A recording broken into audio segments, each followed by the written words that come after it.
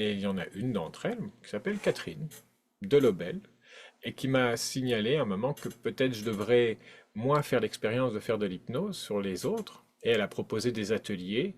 euh, et c'est comme ça que j'ai commencé à pratiquer en étant accompagné et où j'ai pu découvrir mon potentiel, dans le sens que les personnes avec qui je m'entraînais étaient très réceptives la plupart du temps quand je faisais ces expériences-là.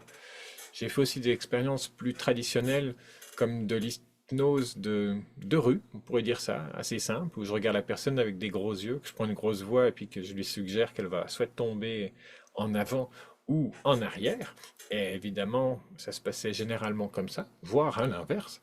C'est quelque chose de très intéressant que j'ai remarqué une fois avec un jeune homme qui s'appelle Arnaud, où plutôt que de pencher fortement en avant, comme c'était la suggestion, attiré par une lumière, et ben là, hop, il a basculé extrêmement fort en arrière. Ou peut-être l'inverse, je me rappelle plus du détail, mais ça m'avait surpris de voir qu'on pouvait avoir la réaction opposée à la suggestion.